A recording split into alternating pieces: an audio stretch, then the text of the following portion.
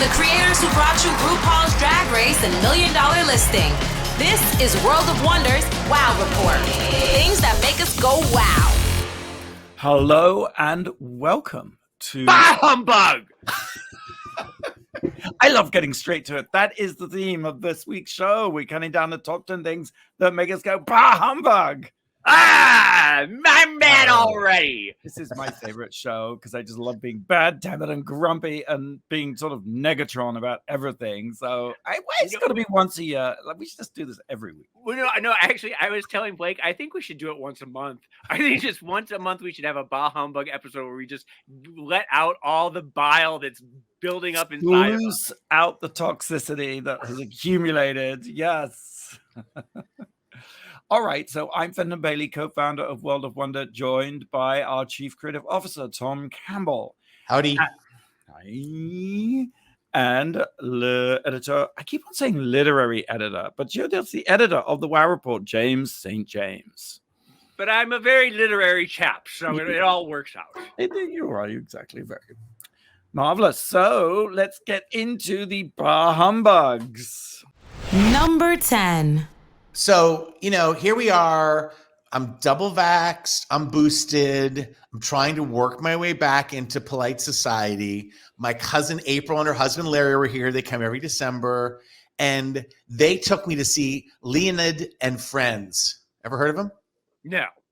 They are from Russia, and they're a Russian band that does covers of Chicago, and they're huge. Okay.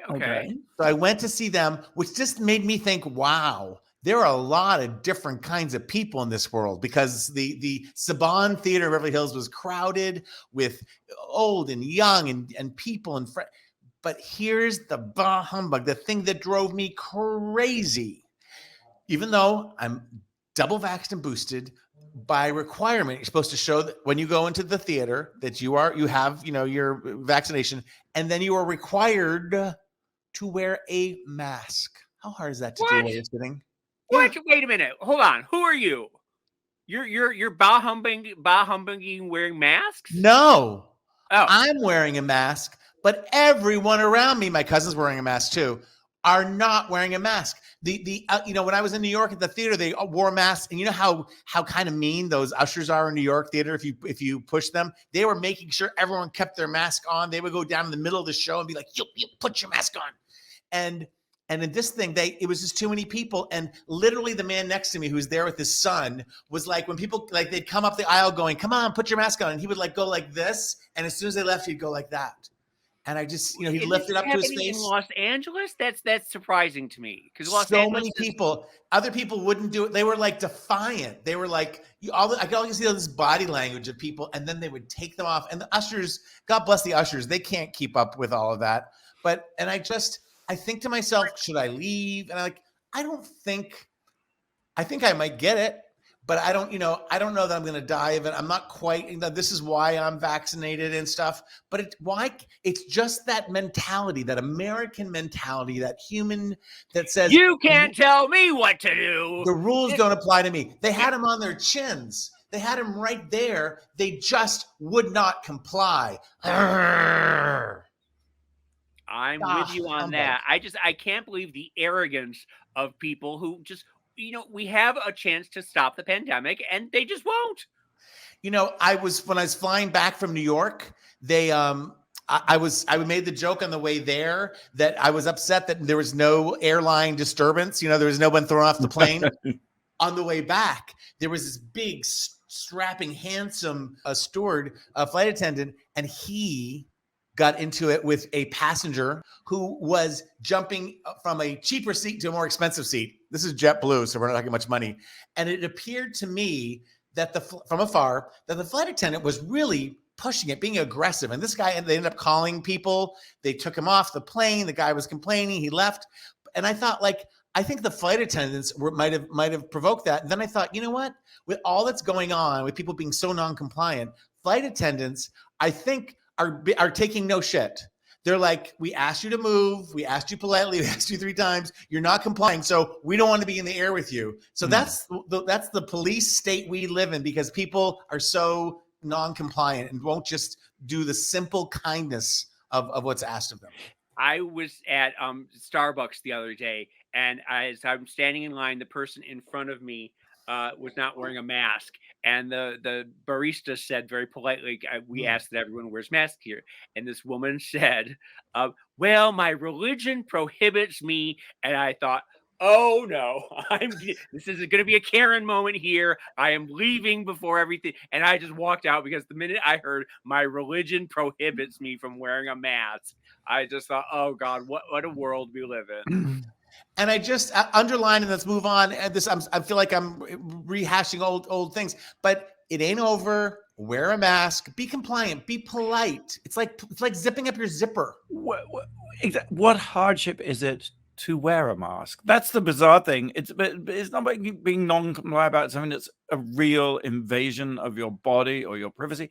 It's such an easy peasy thing to do, to put a mask on. I like wearing masks. I like just being anonymous and just zipping around and having my head down. And I like the little breath in my breath too. I like it warms my face. Right. It's sort of like the inverse of it is like the hoodie thing. Remember, like the way hoodies became like the symbol of like.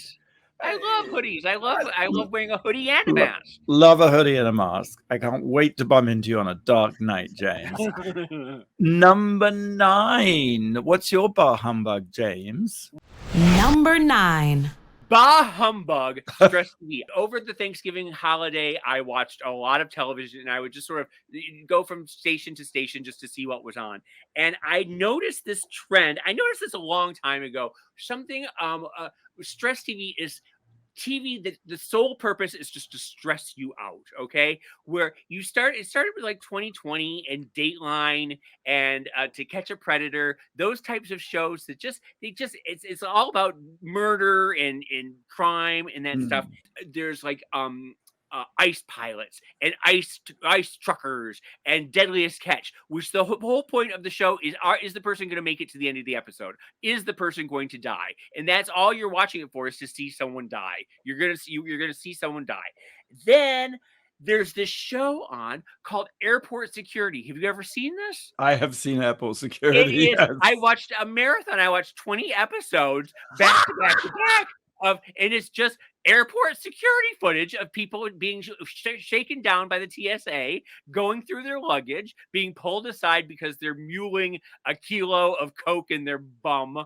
And it's just like, let the person go. Don't you have some terrorists to look for? Why are you terrorizing these people? And it's just one after the other going through the line of the airport is stressful enough. Like just sitting there watching that made me so stressful. There's Buried in the Backyard. Do you know this one?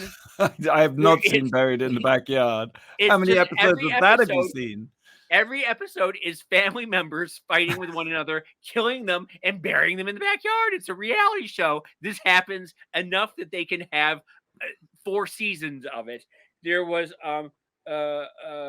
I hate those My 1,000-Pound Life. I hate those hoarding. Those always stress me out. All these shows just sit there and make me into a little pile of rage. It actually, I think, is a pre-genitor or progenitor. What is the word?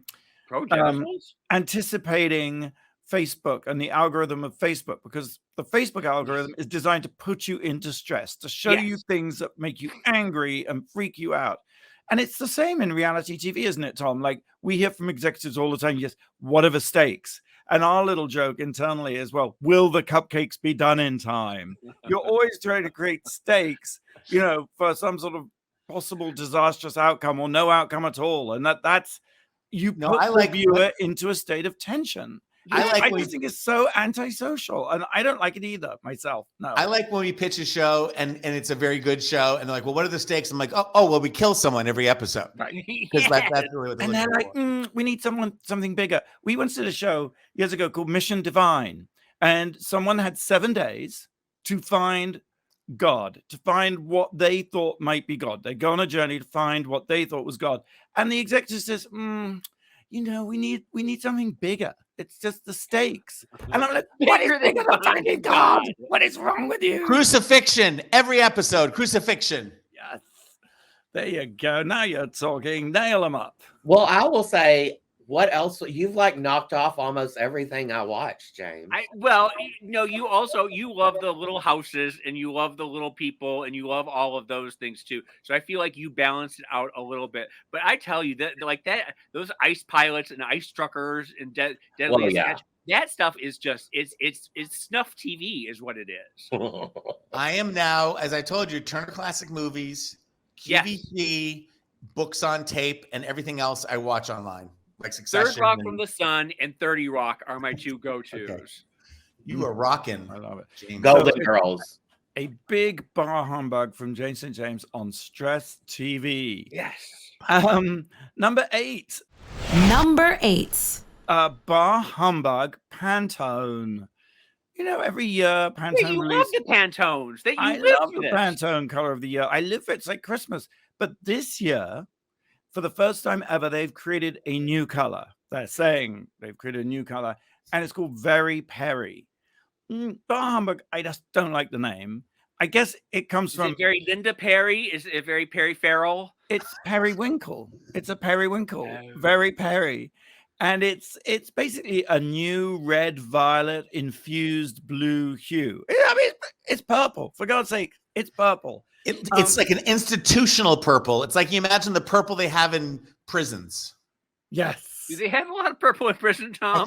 I think they do. Yeah, and what there's several things that annoy me about this. Number one is in 2016 they had Serenity, and that was kind of purple. Yep. 2016 they had Rose Quartz, and that was a kind of pink. 2018 they had Ultraviolet. I mean, come on, guys. Wasn't there an orchid along the way that was also purple? There was an orchid, yes. Yeah.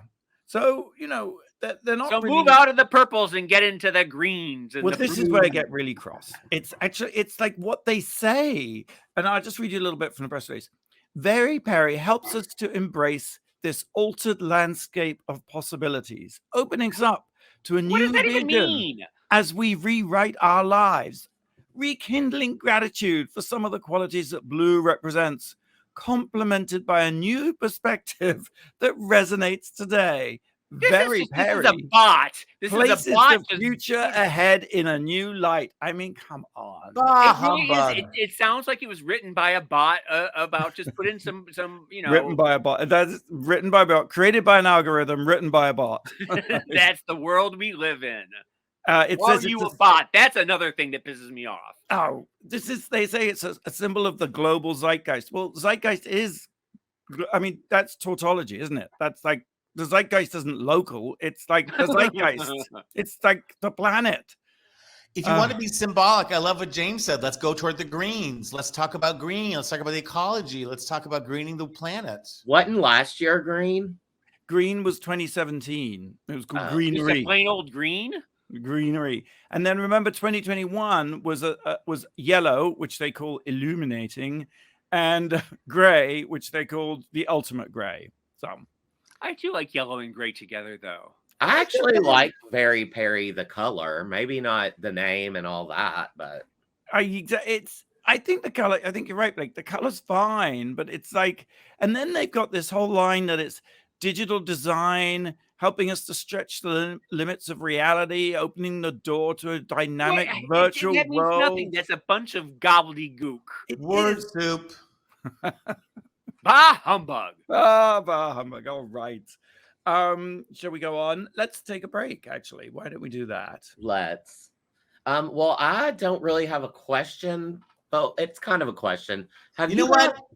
When I bah humbug, when you don't really have a question, Blake, bah humbug. Continue. I think you'll like this, though. Okay. Have you guys heard of, I think you have, I think Fenton may have spoke of it before, but Whamageddon? Yeah. Oh, yeah. Okay, I'm going to explain the rules, and then I'm going to ask if you have passed yet, because today is December 24th. You have to make it till midnight tonight without hearing the original version of Last Christmas by Wham. Here's the rules. The game lasts from December 1st to midnight on Christmas Eve. Cover versions and remixes don't count, only of the original. You're out as soon as you hear the song. And don't be mean and purposefully send your friends the song so that they get out. So when we come back, I want to know if you have passed yet. Have you passed Whamageddon? Right. Depends what the outro music is. Well, it's going to be a cover version because I don't want to be me and purposely send to my friends. I love that idea. It's on a bar humbug show. That's exactly what we should do. Just Whamageddon everybody who's listening, which I guess might not be very many people. Why not watch The Bitch Who Stole Christmas tonight while you wait on Santa to sashay down your chimney? It's a must-watch this holiday season, and it's streaming in the US right now on VH1 with a cable subscription. We'll be right back. You're listening to World of Wonders Wow Report. Things that make us go wow. Welcome back to the Wow Report. I'm Fenton Bailey, joined by Tom Campbell and James St. James. Is this our last show before Christmas? This is our last show before Christmas. Next week will be Things That Make Us Go Wow of 2021. Oh, right. The Look Back in Anger episode. Yeah. But So here we different are. from this We're doing one. our Bar Humbug episode, just Yeah. complaining about everything. Blake, what was you had a question for us. Sort of a Yeah. question. Well, I asked if you knew what Whamageddon was. It's a game played from December 1st until midnight on Christmas Eve. You win if you go the entire time without hearing the original version of Last Christmas by Wham. And I asked, have you guys, quote unquote, won Whamageddon? I James? have heard it. I have heard it multiple times. I spend a lot of time on 103.5, which is nothing but Christmas music from November 1st to January 1st. You're out. You're out. Yeah. I'm out. Tom Campbell, I'm out. I'm still in. I haven't heard it in many, many years. Mariah Carey's All I Want for Christmas. Now, that would be harder to avoid. But Well, I'll tell you something though. Interestingly, I have not heard it. I have not heard Mariah Carey's "All I Want for Christmas" as much as I have heard it in the past. I think they're sort of letting off the pedal a little bit on it. It's not quite as ubiquitous as it was. The one that's rising though that I see is that Waitress song, the "Last Christmas," which is a little more ubiquitous this year than I've heard it in other years. You know, the not Last Waitress Christmas. is What is it? Merry Christmas. Merry Christmas. Merry Christmas. Merry that's Christmas. from Waitress? Yeah. No. The Waitresses. Yeah. Oh, the Waitresses. Oh, some waitress. I was like, I didn't remember Christmas. What is your favorite Christmas song? I'm curious. I actually love Last Christmas. It has been my favorite for a while. It's kind of waning because What's the next year all our troubles will be out of sight. Have yourself a merry little Have Christmas. yourself. Mm. I always cry at Perfect. that. I I always love that cry at one. that song. What about you, Tom? I have so many, but I'm going to say this one. There's a song called Grown Up Christmas List that many have recorded, but Natalie Cole recorded and David Foster produced. And it's all about when you're a little kid, you believe in Santa. When you're grown up, you have a grown up Christmas list and you hope for peace and love and that no one has to be alone. And it makes me cry. Oh, what's the one with the from the Fievel? What was that one about? What? The Amy who's the country star? Amy Grant. Amy Grant sings. Five-O Goes West. No, it's something about Hard Candy Christmas? No. Hard Candy Christmas Tom, too. Tom, look it up. Amy Grant Christmas song. My Blake's looking. favorite Christmas song is I think it's the Feed the World song. I love that song. That it is sonically, lyrically, everything about it. The first time I heard that, I cried out loud. I was in a car in Los Angeles going through the gates of Universal, and I heard it again this year, and I thought of that moment, and I tear up every time I hear it. It's just Where is Christmas? It's Where is Christmas? You guys, Amy Grant. I mean, I looked it up, but I don't see anything. Can I make this my number 7? Just James Googling stuff mid-show? Can I? No, can I make hold that my on. Humbug? Oh, for fuck's sake, I can't see it either. But why can't let you can Sing it. How about a little sing song? It goes it's Where is Christmas? You made this song up. No. Christmas. I don't feel Christmas this year. I'm not feeling very Christmassy. Breath of Heaven? No. A Christmas to Remember? Maybe it is an Amy Grant. Hold on. Funny enough, your singing reminds me of the Pop-Tarts. I'm dreaming of a hot Christmas. a hot. I'm dreaming of a hot Christmas. Come Oh. on, baby, let's this Christmas. I love it. Yeah, you know. Yeah. Where is Christmas? Hold on. Where is Chris Cuomo? Big Hill. Where are you, Christmas? Oh, such a Hold great on. one. Where are you, Christmas? It's Tom, from The Grinch. it's written for you, Tom. How dare you? I go will on? listen to it after the show. We're gonna go. No, we're gonna go out on this. Okay. Right. This It is sounds a the- little dirgy do, doesn't Well, it? It's you not can be in very the right jolly. mood. Well, sometimes Christmas is a little dirgy. Okay, all right. Bar Humbug Special Edition. We've reached number 7. Tom. Number 7. Okay, this is going to be maybe a little controversial, but I think by and large, Christmas decorations are bah humbug. I think it gives people, listen, a classy, something beautiful, something classic. It gives people permission to just throw everything in the kitchen sink up. And I do think it's not okay. And listen, I love a tree. Randy, I saw Randy's tree this year, and he's put every ornament he's ever received from anybody, including like See, Starbucks. I like that. I do like the. I like that. He also this year put up tinsel. Remember tinsel? Yes. Like and it looks beautiful. He sent me a picture of it from the middle of the day, and it twinkles, and it's so. I don't mind like that because that's a concept. That's like hodgepodge, everything on a tree. It's like when I go to my bank and they've just glued things and reindeer and snowflakes. And I get the non-denominational thing too, and I support that, but make it blend, create sections. It's just, it's in a little bit, forgive me, it's a carryover from Halloween where people think by just putting like ugly, webby shit on their house, they're decorating. I'm like, no, you're just causing clutter.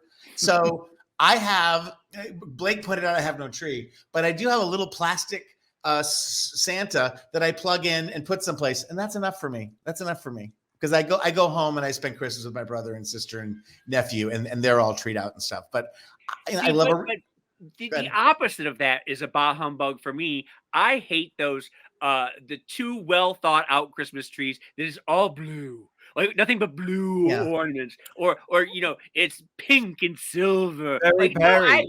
I think the more the merrier. A very Peri Christmas. You don't like a very Peri. You know what's very big according to QVC? What's really catching on? A coastal Christmas, which is blues, aquas, and sort of corals. Something I've noticed, Tom, in Christmas shops, because I do love Christmas decorations, is there's a trend for skinny trees. And I think this is very sad. Very tall, but very skinny trees. Yeah.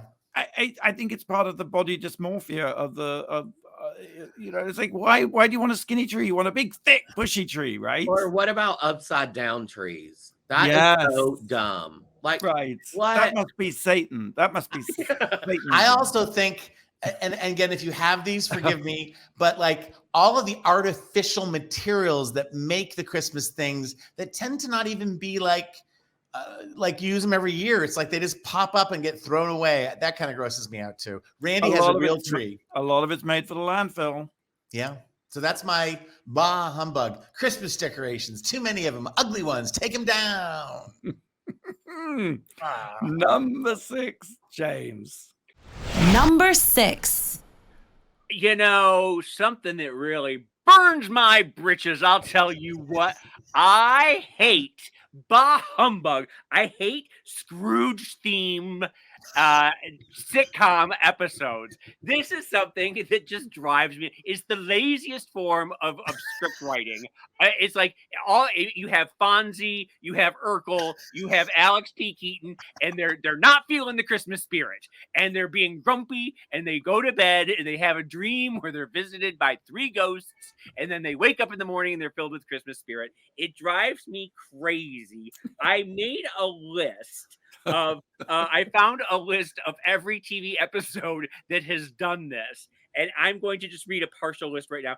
Bewitched, Roseanne, Saved by the Bell, Family Ties, Boy Meets World, Sanford and Son, WKRP in Cincinnati, Highway to Heaven, Northern Exposure, The Jetsons, A Different World, Quantum Leap, Popular, Flintstones, Beavis and Butthead. The list goes on and on and on. And it was even worse than the Scrooged episode. It's a Wonderful Life. It's a Wonderful Life. episode where I don't need to know what the world would be like if Donna from what is it? Don't even say Beverly Hills 90210 because today is Donna's birthday, December 24th. I was actually going to say, what's the one with that 70s show where Donna from what the world would be like if Donna from that 70s show had never existed. I don't care. Bah, humbug. I don't disagree with you. I have one thought. Maybe because sitcom writers get so tired and it's toward the holiday, they just kind of cop out and say, let's just do a Scrooge episode and fuck it, and then we get out early and see our children. That's exactly what it is. That and it drives me crazy. But also, no, I see it slightly differently in that Charles Dickens wrote such an archetypal story that we go back and cover it and do version after version after version. There's something about it that speaks to us so profoundly. But does it still speak to us, after the 45th time you've seen one of the, I mean, like to me, it's a, go back and reread A Christmas Carol. It's a lovely book. It's beautifully written. It's fabulous. Go do that instead of watching Fonzie be visited by three ghosts. I think once Daffy Duck did it, it really didn't need to be done again. Exactly. Well, Susan Lucci did it. I don't know if you remember. And that was on All My Children? No, it was a Lifetime movie or something. Oh. By the way, again, I'm still fundraising for my movie House of Lucci. If anybody's interested, I still want to do that. So. I'm thinking, though, James, you are Scrooge, and Blake, Tom, and I are the ghosts of Christmas past, present, and future. And by the end of this show, you're going to be infused with the spirit of Christmas. And you're going to say, I love each and every one of you so much. It's beautiful. Maybe not. Number 5. Number 5. I thought you were going to talk about this, Tom. Sex and the City. Bah humbug. No! I hated it the first time around. I hate it, all the movies. I hate the reboot. And I found the perfect article for me. It's the story of Julia Allison, who moved to New York in the early 2000s, in the aughts, to live the Carrie Bradshaw lifestyle. She was like 20-something when she watched the show, and she's like, I'm going to be Carrie Bradshaw. And she moved to the city, and she got a job as a writer, as a love advice columnist, and she wore the dresses, and she bought the Milanos or the Manolas, and she had drank the Cosmos. And the great thing about this article is it ruined her life. She said, I wish I'd never heard of Sex and the City. I wish I'd never seen it. And she led a shallow, unhappy, unproductive life. She lost her job. She lost her friends. Love didn't work out for her. And all the time I was reading this article, I was like, just rubbing my hands with glee. But that's sort of akin to saying that people who would live their lives like a real housewife would also meet the same kind of guys, unhappiness. I don't know that we should be saying this on radio, Andy. You know, his best friend is Sarah Jessica Parker, and that's about people separating their real life from a fictional thing. Come on, people got to do that. I will say this because I could go up and down. I loved Sex and the City. I didn't like a lot of Sex and the City. I'm right down the middle, like a lot of people. The one article I read, which is really important for us, especially at our age, Blake excluded, is Sarah Jessica Parker.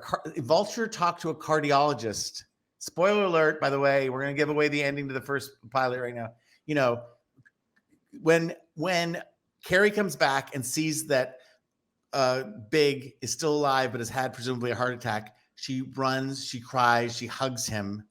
He dies in her arms. She should have called 911 and started doing CPR. And the cardiologist said that Carrie killed Big.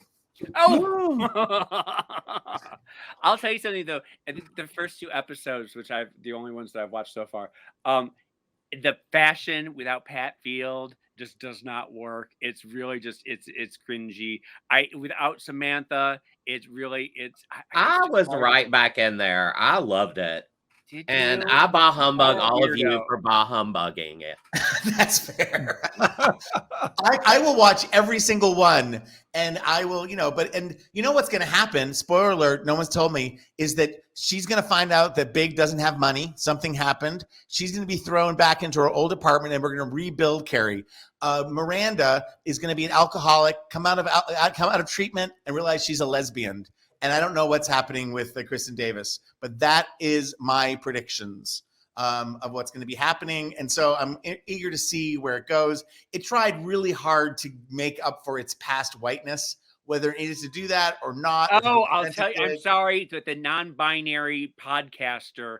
That was cringy to me. That one hit home, did it, James? That one hit home. No, it just trying so hard to be woke in that segment. It just really, I could just see the notes from the, from the editor, from the producers saying more woke. I'm sorry. I didn't like it. Bar Humbug, Sex and the City. I think the news episodes are still right there on HBO Max, right? Is that where you can see it? Yes. And there's millions of fans, and I have a feeling that it's going to be a big hit. Okay, good. 14 queens are competing for title of Queen of the Universe, hosted by Graham Norton, streaming now on Paramount Plus. And also, by the way, on Paramount Plus, you can watch Queen of the Universe's Michelle Visage's journey to have her breast implants removed. It's a fabulous documentary directed by Jeremy Simmons, produced by World of Wonder, of course, and it tracks her. It's called Explant, and it talks about breast implant illness. Explant, not implant, but explant. That's right. Blake, have you got a question? I sure do. It's a birthday question. He's been a real gift providing accurate and scientific information about COVID-19, and today is his 80th birthday. Who is it? We'll have the answer right after the break. You're listening to the Wow Report on Radio Andy. You're listening to World of Wonders Wow Report. Things that make us go wow. Hey, welcome back to the special Bar Humbug edition of the Wow Report, where we count down the things that put us in the baddest mood this past week, or basically all year. And we have plenty of things to complain about. We had a question, Blake, right? Yes. It's Christmas Eve birthday. This person's been a real gift providing accurate and scientific information on COVID-19. And today he's celebrating his 80th birthday. And he is the sexiest octogenarian that I know. Octogenarian? How do you pronounce that? Octogenarian. Well, who is it? Dr. Anthony Fauci. Yes. Happy birthday, Dr. Fauci. And thank you. I love that it's called the Fauci Ouchie. That's the best. Yes, I like that too. It's the way I want to be remembered. Number 4, Tom. Number 4. This one's personal, guys. There is the press, and then there is the gay press, and then there is the super gay press. And that's those tiny little websites that probably no one pays attention to, but us super gay people, and I am one of them. And there is an article out, and there is a sentiment that it's picking up on that there is, gasp, too much Drag Race. And the one writer of this one article was talking about, he goes, I consider myself a completionist, and even I haven't finished the second season of Drag Race Holland. Now, and it's an interesting phenomenon because there is a lot of Drag Race, right? There just is, and there's new casts, and it's going all over the place. But and this article says so, actually. The guy who wrote the article is actually a huge fan and obsessing about every detail, and I kind of love that. Was the author's name James St. James?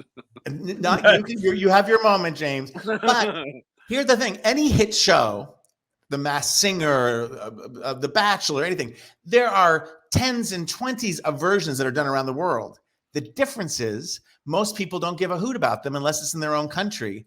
And there is a subculture of gay people that translates countries and languages. There's a subculture of drag, and even the drag queens embrace each other, watch each other. It is like a phenomenon and a family of drag queens that are all becoming famous, and the Drag Race, formula is helping them do that. And there is also, thanks to Fenton Bailey and the World of Wonder, there is one app, the Wow Presents Plus, where almost all of the content, depending where you live, you can get so you can go to one place versus trying to get onto like Australia NBC or this and that. And so it is available in one place, but it's like the internet. It's like Netflix. It's like, you don't have to watch it all. You don't have to feel guilty about it. And I'm just grateful that we do have a community that, I think bottom line, it's like, it's great to have Drag Race US around the world, and that's where it started. But it's also great to have Spanish drag queens from Spain speak their own language, tell us their own culture. I think as drag races go on, knock on wood, they're going to continue to what they're doing now, which is evolving into their own, their own challenges, their own stars, their own special flavor of drag, which will continue to evolve as long, as Drag Race has continued to evolve here in the States. It is fascinating to see how different the drag is from Italy to Spain to New Zealand and Australia, and just the different flavors. It's fascinating just on a sociological level to see the different And I hope this isn't the case, but you know how traditionally, whether it's self-loathing or whatever, it's like gay people will only let other gay people get so big, will only let other gay people get so famous. And it's like, we love Lady Gaga, but we, if it's a gay artist, they can only be, worshipped so much. So I just hope it's not a syndrome of us. Right. It's pop will eat itself, basically. What is the name of the snake that eats its tail? The Cerebus or something. Ouroboros is the emblematic serpent of ancient Egypt that represented with its tail in its mouth, continually devouring itself and being reborn of itself. Oh, I thought the answer was Faith Hill, but I'm one segment behind. Tom, you said it right. There are far less versions of Drag Race than there are versions of The Masked So Singer. Think You Can Dance or American Idol. I mean, what's The Masked Singer? There are literally dozens of those. So it's a weird thing to complain about being too much. No, but it's interesting. It is it's the currency of how to sort of bitch about Drag Race right now, and I think it's interesting. And I think again it does need to grow and become local. But I love that it's a global phenomenon. And you hit the nail on the head too, where you said you are not obligated to watch every single one. And I have taken I have not done this year. I've sort of stepped back a little bit, but that means I can dive into it in January, and I have a whole, I can just binge, and I can take time off. I can go back. It's there for me whenever I want it. And even in your golden years, there'll always be Drag Race streaming someplace for you, James. It's like the Golden Girls. It's like it will never leave. Oh my gosh, the Golden Girls. It's so true. Number 3, James. Number 3.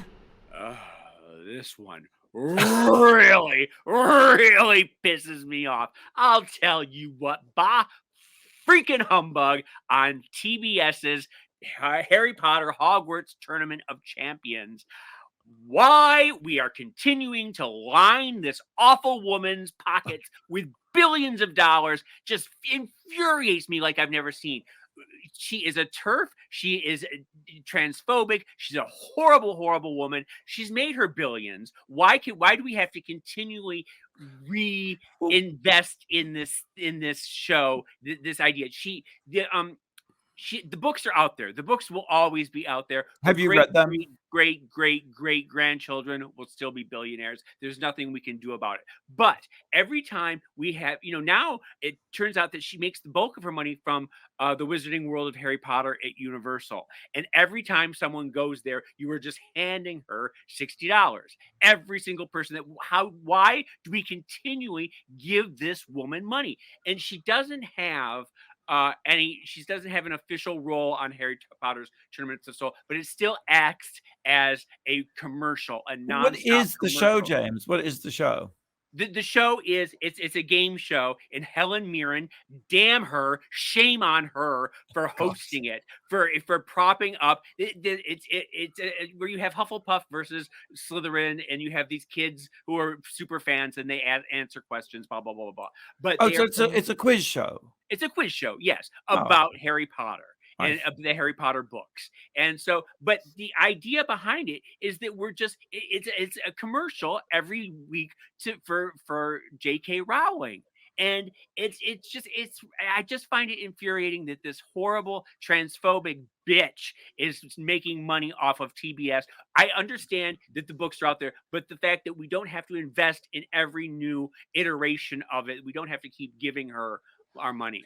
I hope the editor of the New York Times crossword puzzle is listening to us right now, because I have never read a Harry Potter book other than the first one, and there's always all these clues in the crossword puzzle about Harry Potter, and I hope they take them out, and therefore I can do better, and we can stop propping her up. Sorry, Fenton, go ahead. Well, No, I no, never no, liked her. Elliot just started watching the movies and he loves them, and I think that you can love the work and not the artist, right? But yes and no. I mean, you are. You're continuing. No, I don't think so. I don't think it's good. I think it's bad that we're continuing to prop up this horrible transphobic woman, and shame on all the actors who are on the TBS game show who come on and read clues. I just think it's just. I want this woman to go away, and I don't want to give money to her. And I feel like every time you watch a movie or buy a book or go to Harry Potter's Wizarding World or watch TBS, you are aligning this woman with more billions.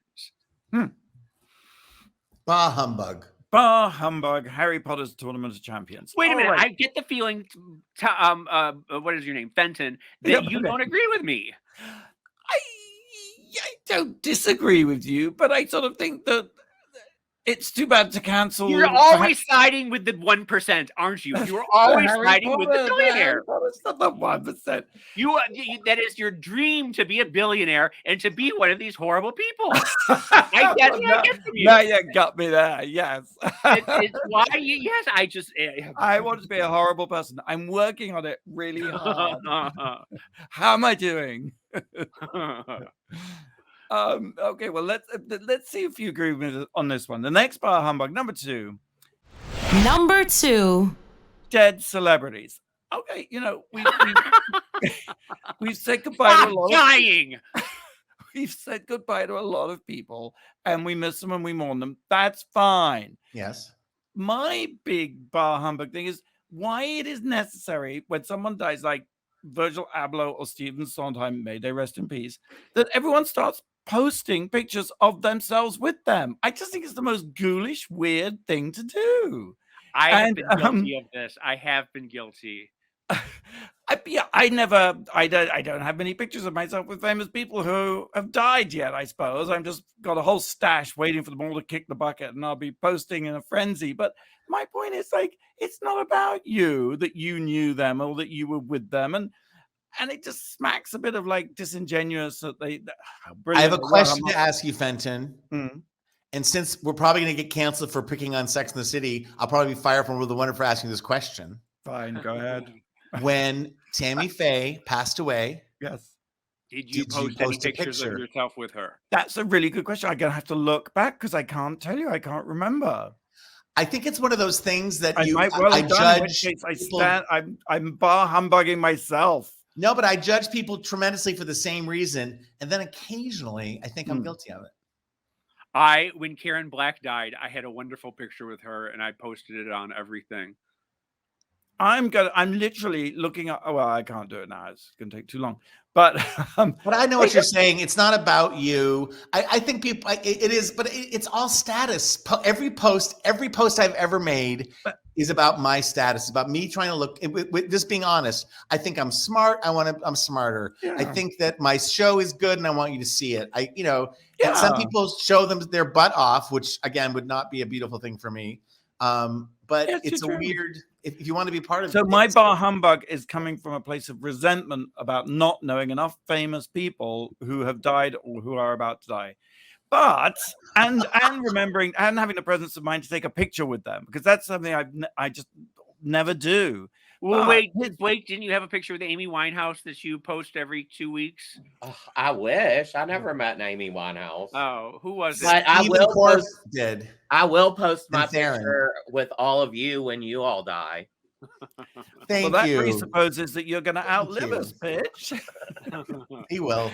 I will say, though, that Michael Nesmith, one of the founder members of the Monkees and creators of MTV, he passed away, as did Anne Rice, who, one obituary said, breathed new life into vampires. And And Christopher I've met Christopher a number of times and He's spent lovely. time with him, and bless his heart, he was very close to his mom. It's very sad. It is. She was no matter what you can say about some of the books, she was a force of nature, and she was a very interesting woman.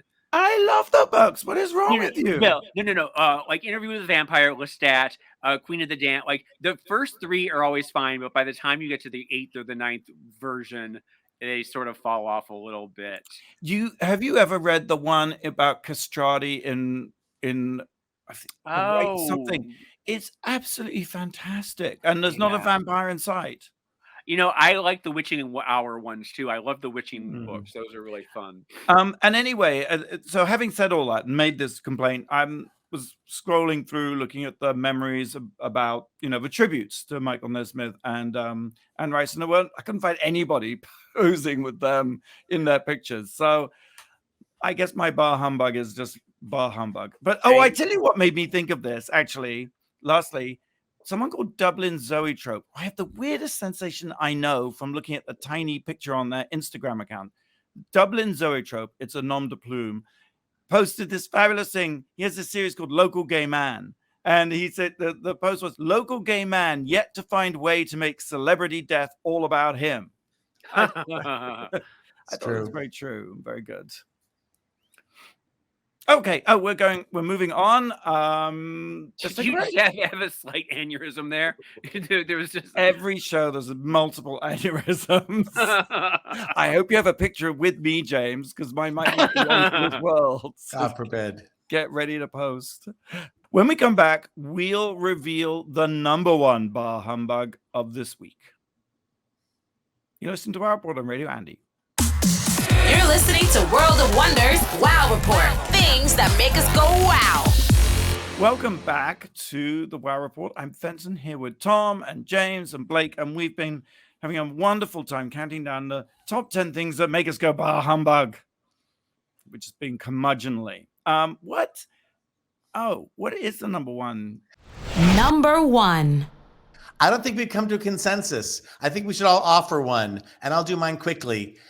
The volume at concerts, the decibel level at concerts. Fenton, you're a big concert goer, and I know it's an old man complaint because now I've lost my hearing, but when you're young, it's not good for you. Why does it have to be so goddamn loud? I will see your concerts and raise you a nightclub where I miss having a little area to go to where you can talk to someone in a club. Clubs are so loud now. It's louder than when I was a child. I know that. And I have lost hearing in my left ear from all the years I was sitting next to a speaker in a club. I'm almost completely deaf in my left ear. Well, what about, in the same theme, restaurants where all the surfaces are really hard and there's no soft material, so all the sound just bounces around and you can't hear anything anyone's saying? And it's the worst. Yell and scream and shout, and more people are yelling and shouting, and you just end up hoarse, I'm going to say a bah humbug is the Instagays drive me bananas, where it's these 23-year-olds in Prada and Gucci, and they're in they're in Madagascar or they're in Capri, and it's like, how are these people doing this? How are these people on vacation 360 days a year, 50 days a year? OnlyFans accounts. I guess it must be doing what they must be doing well, because nobody seems to be struggling anymore. These 23-year-old gorgeous kids are just living these wonderful lives, and it pisses me off, bah humbug. You know what it is, James? Also, it's cryptocurrency. A lot of people are making a lot of money out of cryptocurrency. I told you about. I have a friend who put in 4,000 and made 40,000 in 24 hours. And he's a pizza right now. Right? Yes, wearing Gucci. Mine is, why on TMZ do they talk about sports people that no one's ever heard of? It is true. I guess they know their audience. Their audience is a red meat, red state, people. But you don't hear about Richard Simmons on TMZ, do you? You don't hear about Richard Simmons anywhere. I know. Well, that's another bah humbug. Where is Richard Simmons? Bring Richard Simmons back. Bah humbug. I actually have to say that in trying to put this episode together and think of the things that made me go bar humbug, I couldn't actually think of that much, you know? Well, that's where you there's and a I fine differ. line because every week we're bah humbugging in a way. Maybe that's it. Maybe that's it. But I mean, to be honest, I even quite like the Pantone color of the year. I just had to have a bar humbug aspect to it. So. oh, phony, fake, bah humbug, Fenton. That's what I always say about you, Fenton, is you're too nice. You are too forgiving, and you are so. You always say that about me, Jonesy. It's true. It's true. You're You tell me that so I'm wonderful. a saint. Well, I think we've run out of time on that note. Happy Christmas, everybody, everywhere. And may your new year be filled with peace and joy and every possible happiness. Bah humbug. Thanks for listening to us this past year on the WoW Report. Same time, same place in the new year 2022. In the meantime, go out and do something. Wear a mask that makes you go, wow. Wow. Wow. Merry, happy, ho, ho, ho. Ho ho ho.